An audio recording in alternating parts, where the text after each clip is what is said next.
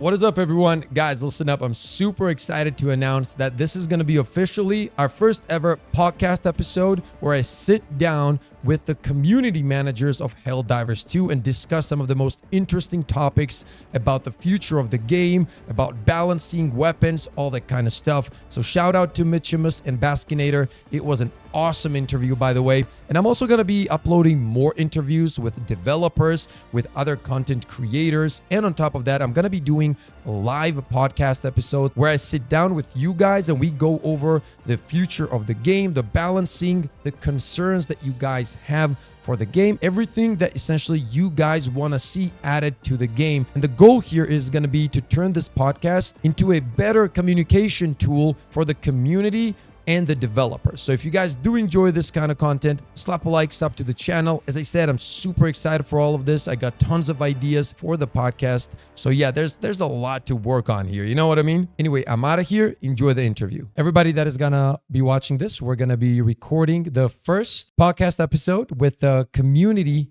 managers from Helldivers 2, which is super exciting for me personally. And I appreciate you guys being here. I'm gonna let you guys introduce yourself and then we can move on from there. All right. Well, I'll go first. I'm Catherine Baskin, the Baskinator, and I'm a community manager on Helldivers 2. I've been with Arrowhead Game Studios for over 3.5 years now. So I got to launch the game, which was really exciting. That's awesome. And I'm Mitch Air, aka Mitchimus, or Station 83. I've been with Arrowhead for almost 2 years now. I'm a community manager as well. Started in the support team, but I swapped over to community around this time last year, actually. The first question I have for you guys is obviously, Helldivers 2 has been such a big hit, right? Like it's insane how much people love the game and how passionate the player base in general is. And the question is, what do you guys think is the overall vision of Helldivers 2, like moving forward or at the core of the game? Like what would you guys say that is? Do you want to take this one first? Or? Sure. I mean, I know we have a lot of like internal goals and internal goal posts and things that, how we talk about the game.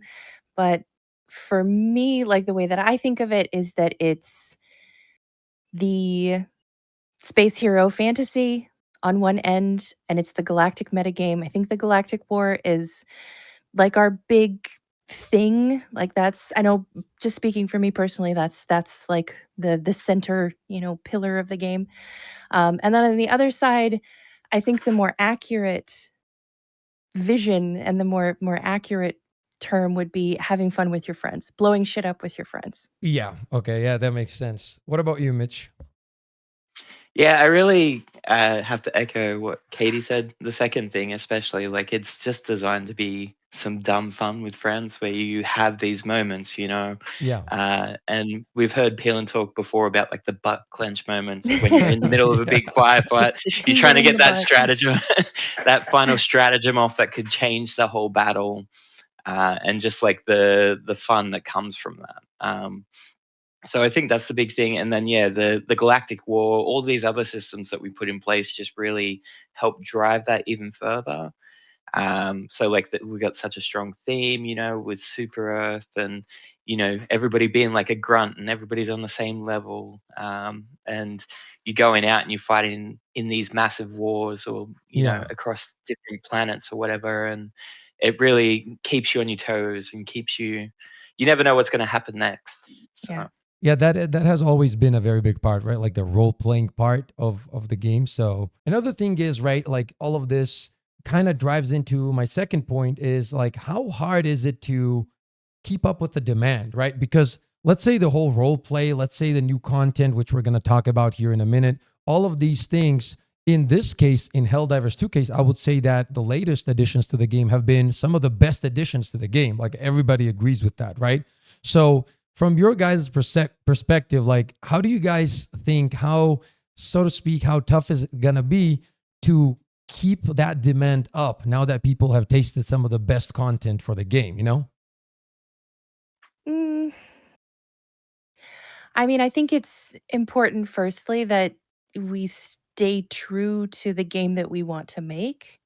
I mean, the thing that seems really serendipitous to me is that the people who play Helldivers 2 seem to also want to play the game that we want to make, but it's important that we stay true to the vision that we have for the future of Helldivers 2. Um, and I think that'll come with some more really cool surprises. I mean, we've seen the forecast, we've seen what lies ahead, and yeah, I wouldn't say that this is the only exciting stuff we'll ever have. We'll Okay, definitely okay. have more. Um, but for sure, this most recent release did feel big. But I have a theory on why it is so huge, why it feels that way. And it's I don't know if anybody remembers how like when we started the thing with Meridia, like when we blew it up. Yeah. But that was in In the June of before last time. year, in the before times. That was in June of last year, and it kinda dawned on me when we started, getting ready to launch the battle for Super Earth. We have been building to this moment for an entire year.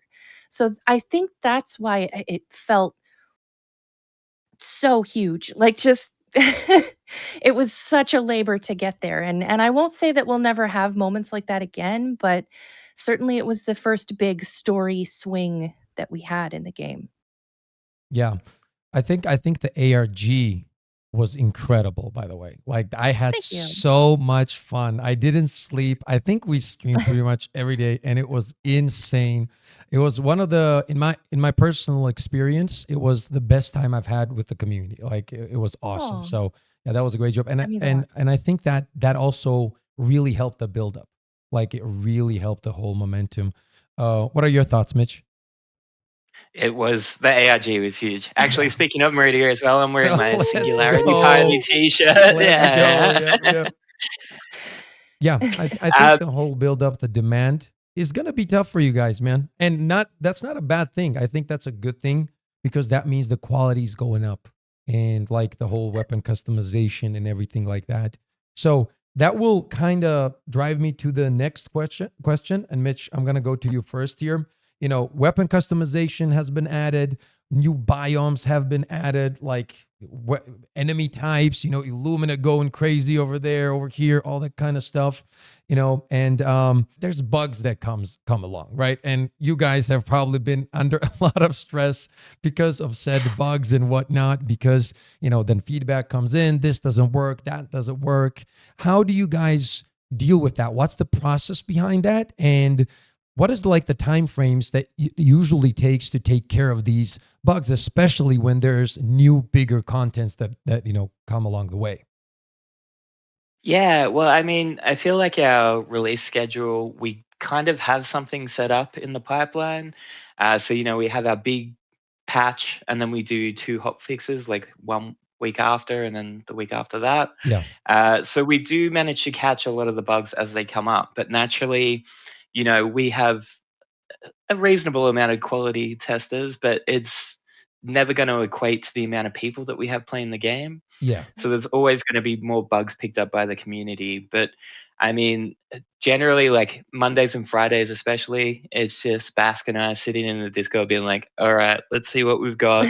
And just yeah, compiling the best we can, all the bugs that we have come through. yeah, And then we have our support team. So we got 5 or 6 people in the support team currently that just handle people's tickets as they come in all the time, and they build a picture. It's like the whole studio working together to build this picture of what bugs are arising. And then it goes through like a whole priority list. So, like crashes and things like that, we might be able to address fairly quickly. And then weapon balancing and things like, it's a whole process.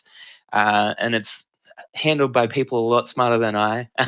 I just report it, and then they go through and organize how it's going to be handled and like how quickly we can get to things. In the perfect world, there would be no bugs, but yeah, that's not how live service But then works. we wouldn't work Uh, in video games. yeah, yeah. yeah. I mean, like And I mean, the bugs are funny sometimes too, right? they are. They are. Yeah, for Yeah. sure. And in every game I've covered, this is like if I'm to compare this, like when I was covering Destiny 2, like when a new patch would drop on, let's say a new update, I would say that Helldivers 2 actually has very smooth in terms of like getting in and playing experiences compared to when I was covering, for example, Destiny 2, a new patch would drop or an update. And I kid you not, for the first 4 to 5 hours, we were just sitting in the loading screens, like a bunch of like 7 to 8 friends, just chatting, just waiting. And then somebody would go in and there would be, oh my God, I'm in, oh, I'm going to test this. And then you would be kicked in 10 minutes. So like when it comes to that stuff, it's not an issue usually. A lot of people do, message me and comment, I've been crashing, the game goes down, whatever. That's why I was kind of interested how the process worked, like in general. And you did mention there's a priority list, right? So probably when there's crashes or disconnects, those probably take priority. Yeah. Yeah. Well, sorry, you go, Katie. Oh, no, I mean, it is definitely prioritized. Yeah. I mean, that's a good thing and a bad thing. It's good because it means that, we get on top of crashes are a bad one. We don't want anybody to, like, not be able to play the game and not be able to get into it. That's, like, Yeah. the worst possible situation. But then on the other side, it also means that we have some bugs that take longer, and sometimes the community perceives it as us ignoring them. We're not ignoring you. It's just we have to take care of these other things that are absolutely ruining the experience before we can get to some of these other things. Okay. Yeah. And, So, yeah, go ahead, Mitch.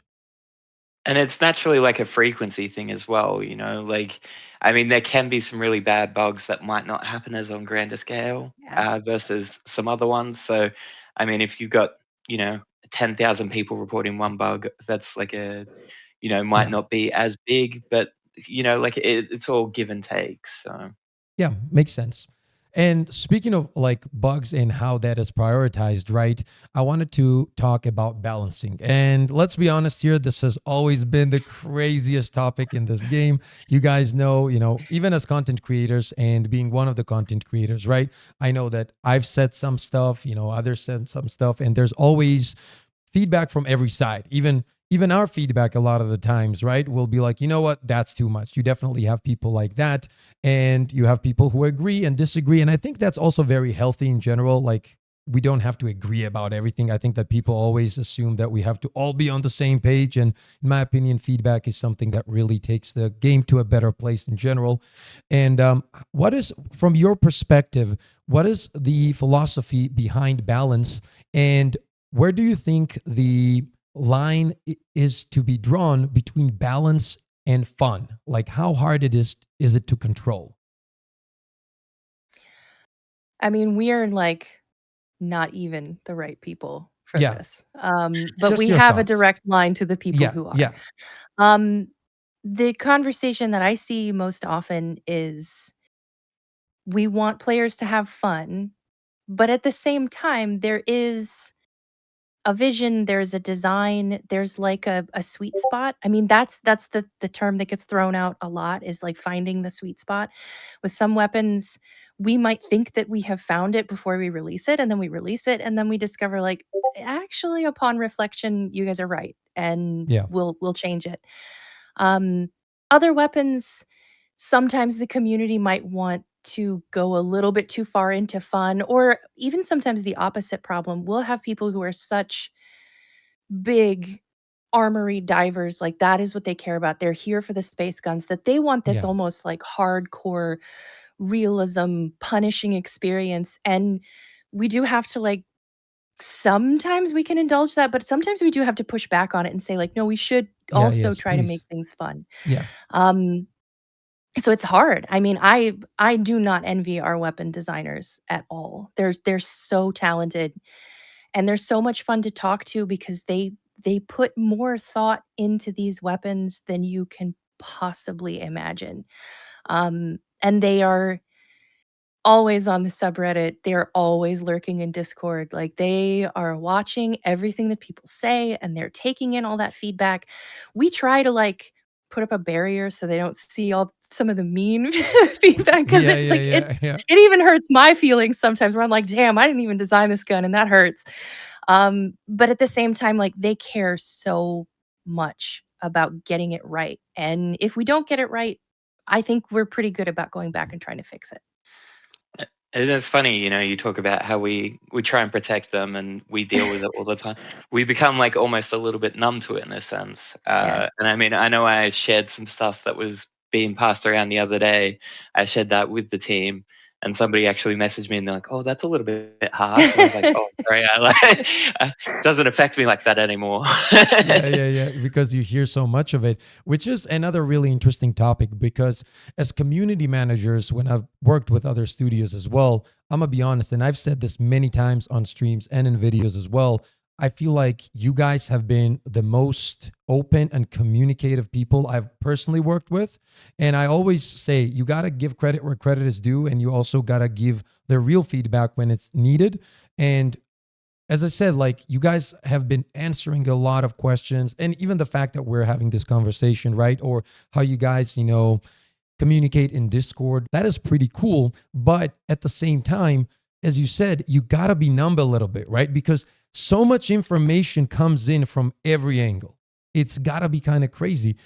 A lot of good probably and a lot of bad probably, and you are like the middleman between the content creators, the players, and then the devs, the designers, weapon designers or whatever it is, pretty much across the board. So how tough is that? Like how long did it take you? Because it's probably was crazier at the beginning, right? Hmm. I Yes, mean, but I feel like it's more nuanced now, right? Like, yeah, Yeah. yeah. I I know that gamers can be passionate. Yeah. Our players in particular are very Yeah, passionate very about our true. game. And I love that. And I think a lot of people kind of go back and forth about, the respectfulness of delivering their feedback. And just so you know, like we are really numb to it. And we don't just give those angry feedback sessions straight to our developers. Like we read it, we process it. And the thing is, most players, when they're angry, it's coming from a place of just general frustration True. and an actual like love of the game Yeah. and just wanting to see it work better and be more fun. So we can see what the actual feedback is, and we'll pull that out, we'll rewrite it and give it to the dev team in a way that like they can use it, but we don't show them the raw commentary because that would Yeah. be unfair. Like, we Okay. don't wanna tear anybody down. But certainly, like, I don't take it personally, Mitch, you don't take it personally. No, Like, no. it's But, some of that's from our backgrounds as well, maybe, like, I used to work in retail, and then I worked in hospitality, like, I was a bartender for a while, Yeah. and Okay. Katie, you were a teacher, so, like, you learn to deal with people, and you learn how to yeah, deal with upset people in particular. yeah. Um, and yeah, at the end of the day, like, I feel like after you have your first sorta moment with this job, then it's just after that, it's easier.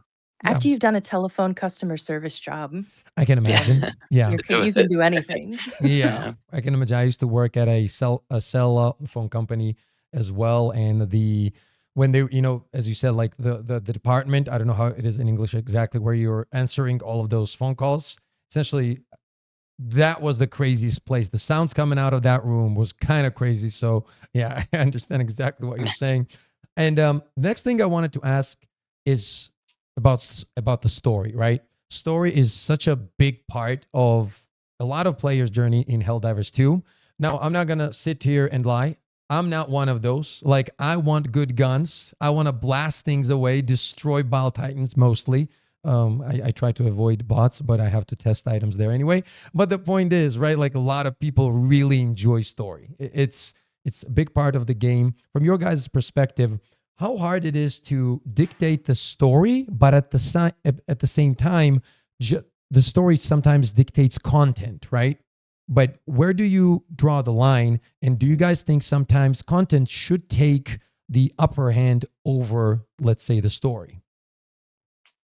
Hmm. I feel like it's very much like hand in hand.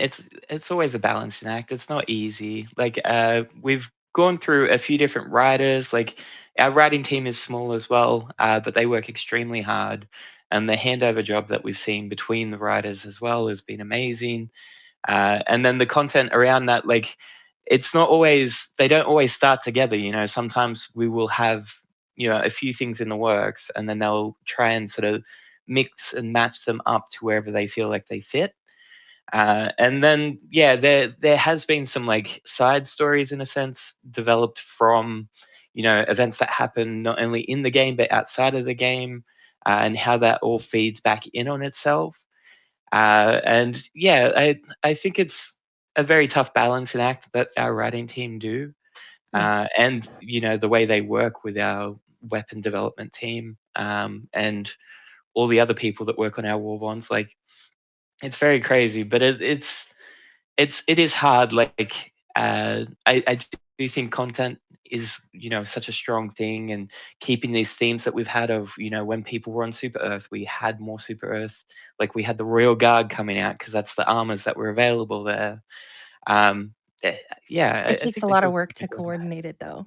I Yeah. mean, we're very lucky that our writing team can be so small because it means that they kinda just keep a really tight rein on how the story sort of fits together, and it feels like they have a really grand plan. Like, I don't know, I love looking at, like, their virtual whiteboards and seeing, like, how they map all of these things out because it's just a tremendous amount of work. Okay. Yeah. So essentially, it probably also depends, right? Sometimes I would assume that the story is too big for it to not take first place. And sometimes the content is too big for it to not take, the first place, so to speak. Like an example would be where you guys dropped the Illuminates on the, what was it, the Game Awards?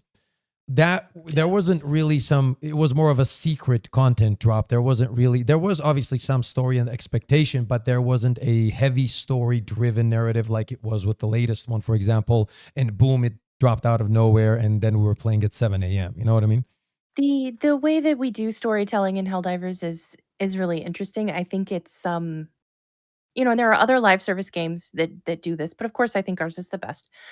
Yes. I No really bias. love yeah, like, I'm totally biased. I really love I mean, I've said several times, I love the Galactic War, just FYI, if you ever wonder where I am in Discord, I'm in the Galactic War channel talking to those people. Because I just think that's really cool. I think it's cool that we develop this story, but then we also give players a way to have input and to have impact. It usually means that we have to, like, well, not me, but it means that, like, our writing team and our game master has to run scenarios. They have to, like, simulate outcomes. They have to do inordinate amounts of math to try and figure out, like, where players are gonna come out on, a certain story turn. Um, and it means that we have to be prepared for surprises. Yeah. Like, for example, Malevelon Creek, if we go back in the way back before times, we had no idea that players would latch on to this as, like, a story moment. Um, and that was one of our first, like, content pieces that we had released in response to something that players did. We gave them the cape, and we've done that a few more times, and that felt like this really fascinating synergy between, like, content for the game and making things that sort of respond to the story, and also having a story that then players can respond to, and it's very cool, but it's very synergistic, I guess.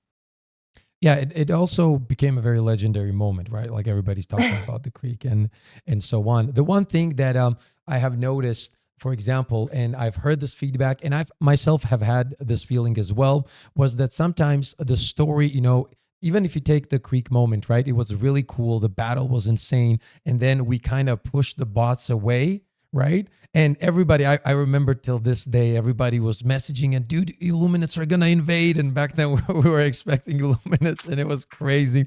And then just I think it was 2 days, maybe a little bit earlier, maybe a little bit later, but the bots kind of appeared again. And the notion from some players was that, oh, we did that. That was so cool. But I was expecting a little bit something different than just the bots to hop back in. You know what I mean? And I think that's also normal because there was so much emotion and time put into pushing the bots out that probably people were expecting, a bigger thing to happen.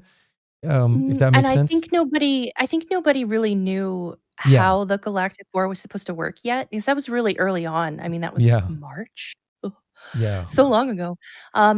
So players I mean, we still regularly get questions about the war resetting, like, if it's ever gonna reset like it does in Helldivers 1, but it goes on. I mean, this Is is it? this Is is it? live in color all the time, not that I know of. Oh, okay. I mean, the war is ongoing Yeah. and factions are pushing back, as often as they can. And it's kind of this push and pull between all three of them. But early on, nobody was really sure what that was going to look like and how these factions would, retreat and then push and then retreat and then push again. Yeah. Yeah, well, it's not also easy to navigate, I can imagine, right? Like, yes, Pip cannot like something, or somebody cannot like something, but there's also probably a lot of details that goes into it that most of us don't even imagine that it's there, right? Which, speaking of story and the decision making there, I wanted to quickly go over, and this is such a wild topic, I know, but realism, right? You mentioned it yourself a little bit ago, and this is something that we talk about all the time. There's a lot of trolling involved on my channel when it comes to realism, because my point always is, somebody's gonna be like, I'm like, why is there not more ammo in this auto rifle? Because I'm always complaining about that ammo, and then somebody will be like, hey Pip, you know what? In real life, you have this many bullets, and then I crash out because I'm like, dude, we're flying down from this spaceship with a pod. I'm smashing into the ground and fighting aliens. You're talking to me about like a few bullets. So the question I'm guessing is like, how do you guys as a studio like draw the line there as well? Like, where is realism and where is fun? And what would be your guys' perfect scenario, I think we Hmm. kind of found a good spot with that, though. If Yeah. there is a lot of arguments in the studio about sort of realism and stuff, because some of the inspiration I think is drawn from like the fact that Sweden used to have conscription. So when you were 18, mandatory service. So when you were 18, everybody had to serve time in the army. And then like a lot of our guys have sort of done that when they were younger, and then they're developing games now. Um, and there was like at one stage thoughts around more realism in the game and a little bit more serious, but I feel like now we've got like a good balance where some of it is still realistic, but I mean, yeah, you are still at the end of the day fighting in the middle of space. Yeah. Like, And I think that the conversation about realism usually goes toward how much realism feels good and makes the guns, with especially the guns, feel as impactful as they would in like a real like mil sim kind of situation. Yeah. But at the same time, we lean a little bit more toward fantasy, but just not too much. I mean, again, it goes back to that thing about balance in the most literal sense of the word. Like, where do you find the sweet spot for anything? And that even goes to the overall theme of the weapons. How much do we want to lean on realism? How much do we want to lean on fantasy? How much is too much? And I kind of like that our designers have that argument on a regular basis, because it means that we're still thinking about it, and it means that we're not just going to start releasing things kind of rote and not put that kind of consideration into it. All of the weapons especially have consideration put into them. Like, this is something that I really wanted to ask, right? And we've had this conversation, I believe, off podcast, so to speak. But a lot of the times, something's about to drop. Like, I think like DSS would be a good example. And the community, and this happens not just with Helldivers, it happens in gaming in general, right? Like, there's no really, word from the studio, for example, yes or no, and then the community, usually it's human nature to get like super hyped in the video game industry, and DSS is going to be this absolutely ridiculous, insane thing, and then the other thing happens, right? Like, it's okay-ish, right? I personally thought that it should have been better, but like it drops the way it drops, and then what happens is people, because they created this false hype in their head, it then just crashes. Do you guys think that in those situations, sometimes it's better to communicate and tell them, oh, you know what, these systems that you think are coming are going to be coming? Or do you think it's better to keep it?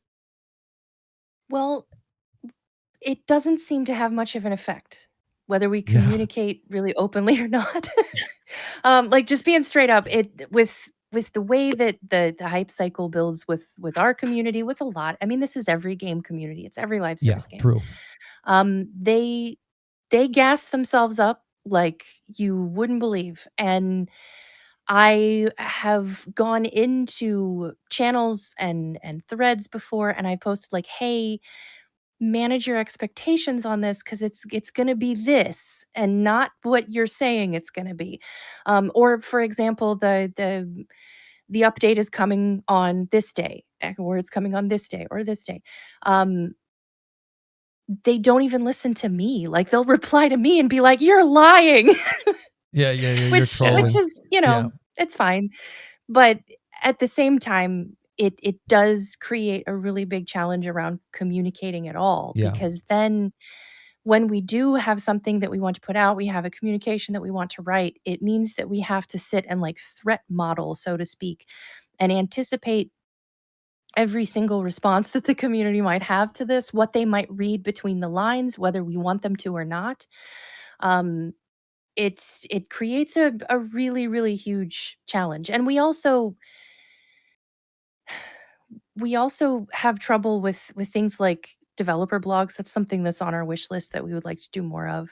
But it's really hard to position some of that stuff, because what what if we say something that inadvertently gives them an idea and they won't let go of it? Then how do we manage that? So it yeah. it does it it's a challenge. I don't know if you feel that way, Mitch, but that's like my greatest challenge. Yeah, it is a struggle. I mean, especially talking about the DSS, we actually put something out, I believe. We made up some marketing to try and put out to try and sort of calm everybody down and get the expectations in check. But I mean, we had people like one of the other troubles that we have is people like data mining things and like finding old concepts, and then they're like, "Oh, where else could it go? But we'll just put it all together in this bundle." And people have this idea in their head of what a feature is going to be. Yeah. And it's like taken from several old features that were all scrapped or moved around in some other way. Yeah. So it is a constant sort of chess match almost of like how we can best position everything, Yeah. so that way we can, yeah, manage those expectations. I see. Okay. The next few questions are the questions I have to ask if I do not want to get jump kicked to the chest by my community. And to be quite honest, I'm very interested in these as well. Answer these as much as you can. If you can't, it's all good, obviously, right? So, one of the most exciting things for me personally is boss battles, right? We're talking big ass worms, robots, I don't know, aliens, whatever it's gonna be. In Helldivers 1, like I was watching a lot of boss fights. Like these dudes go in and they fight these bosses for like 15, 20 minutes. I'm screaming at my screen, do this, do that. But the point is, is there a possibility in the future, or a discussion in general, where we could be seeing these moving forward? Maybe. I Yeah, mean, we have passed that feedback on many yeah. times. Um, so yeah, I mean, anything could happen. And Okay. I We love brought back the the boss battles in impaler. I number. mean, come Yeah. on. Yeah. Yeah. And the boss battles in number 1 were a lot of fun. They Like, were Yeah. it's a shame that Helldivers 1 didn't get as much attention as the second one's got, because there was some really cool things in there. really cool things. True. Um, and if people haven't played it, I really suggest going back and trying it out, just because it is really cool to see how it's changed so much as well. Like, before I started working on Helldivers 2, I went back and I was playing so much of Helldivers 1 and Gauntlet, like, it's cool to see like these little inspirations they all took from each other and how that's sort of played out in Helldivers 2. But yeah, there's a lot of cool things that would be great to revisit one day maybe, but Yeah. Yeah, and we'll see. I Time will think tell. it also goes back to like what I was saying when I was at the studio. I never got a thought where when I was talking to the devs that these are not the kind of dudes. From what I saw, they're pretty much open to things, right? Like if it can be done and implemented, I think they'll do it. Essentially, is what I'm saying. So, yeah, okay. The next one is loadout saving. I've gotten this question so many times. Like, Pip, can you ask this? Can you ask this? Are we going to be able to save loadouts at some point? Like flying in, just have like, we essentially have that with the weapons now, weapon customization. You have like 3 different options where you can save like different upgraded weapons so that you don't, have different things for probably different enemies. Because, for example, with reprimand, I like to have different things, depending on which faction I'm fighting. And that's really cool. So is it possible that we get something like that for our loadouts as we're flying in? That's possible. I mean, Yeah.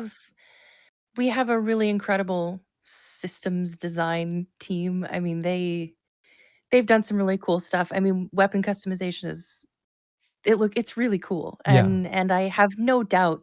I mean, I've kind of seen the plans they have for like quality of life changes, and that's there's no awesome. end to the things that they want to add to the Oh, that's game awesome. to make it more fun. Yeah, because that has been a very, question that always pretty much comes up. And another thing that I just remembered was the loading screens. Like, you know how you finish the mission, you go to this loading screen, then it's almost like, is there a possibility, or is it in general like technically available to make those kind of shorter?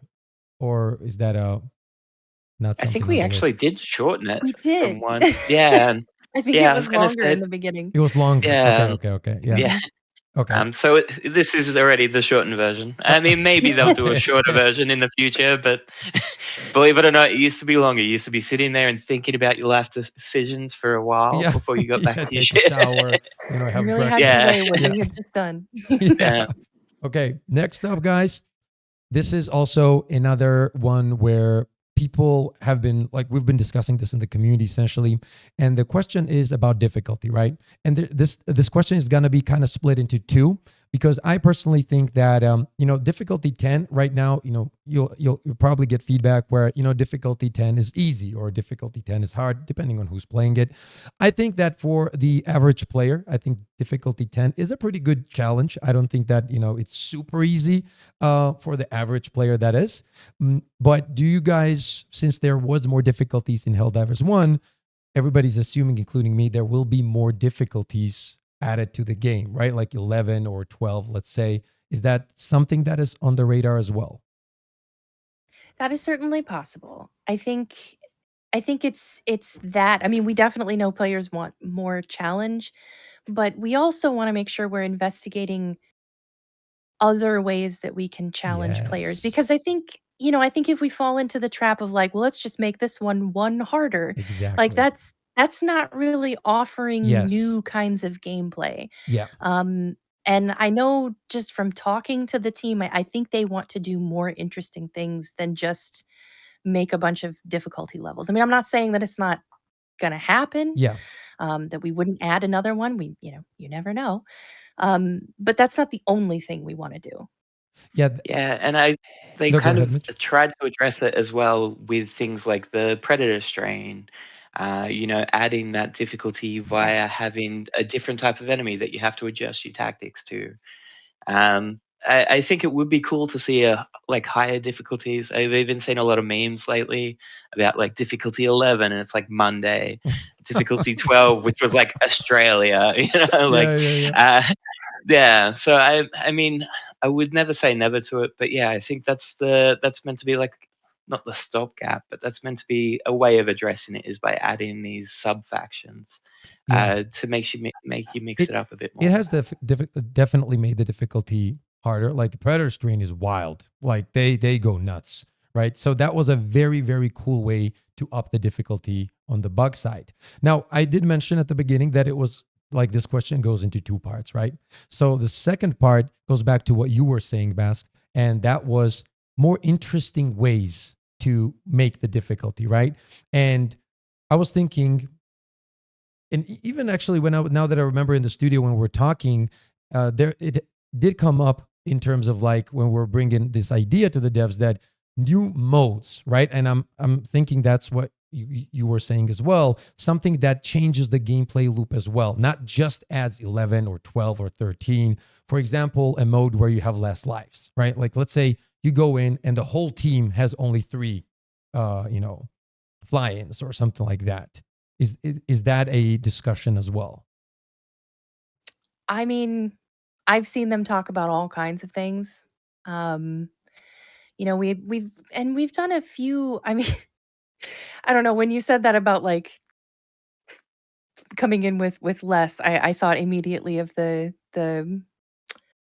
Oh shit, what was that called where you had one less stratagem to use and Oh yeah. everybody hated it? Yeah, But, like, yeah. that Oh my was God, I that was a hated that. challenge, certainly. Oh my God, I hated that. Or So, we like had the scrambler as well, where it yeah. completely changed it, and we had to pull it from the game.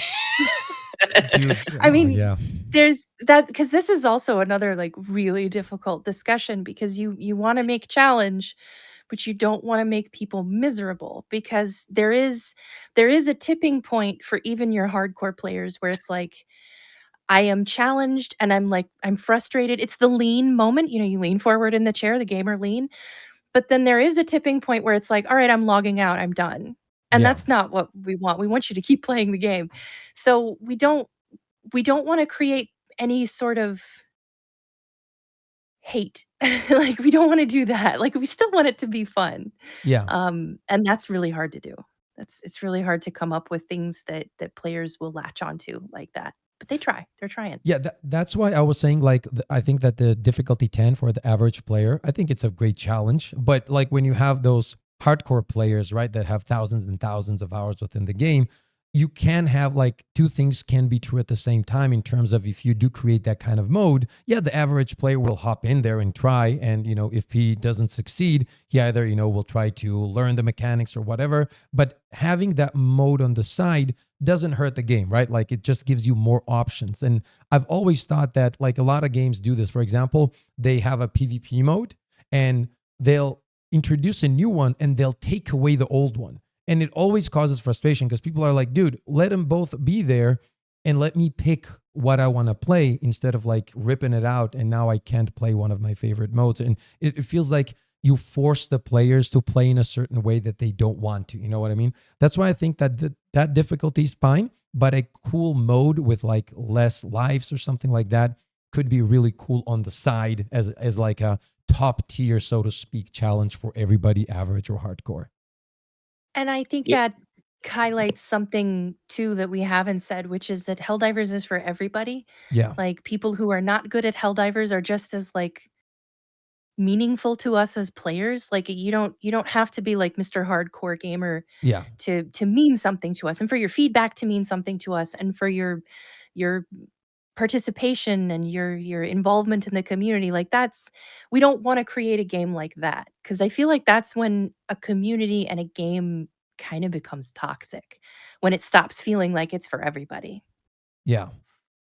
I'm actually just gonna go into the office tomorrow and tell everybody that Pips want us to remove one stratagem from every. Oh no. Edit that. No. Dude, that I remember like when I was playing the bots and I would get that thing where you had less stratagem, I'd back out. The weapon customization, right? The weapon customization was added and great. I think it's fundamentally a great thing for the game. Is the weapon customization something that will get built on in the future, even for the existing weapons? So, for example, the adjudicator didn't get, let's say, this or that. Is there a possibility that some of these weapons will be upgraded further? Maybe. That's a tough Uh, one, huh? Yeah, I can see. I can see. Yeah, yeah. I mean, I think the plan was always to build it out. I can't say in which ways we will build it, but it also depends on how people engage with it. So, I mean, the feature is still fairly new, but we're seeing a lot of feedback from it, and we're gathering that for the devs to go through and then see what we can do and see how else we can push it. I think there is a lot of cool opportunities. Like for instance, with weapon skins, I would love to see in the future, like special weapon skins for dude. being part of specific events. Animated skins, Um, animated, dude.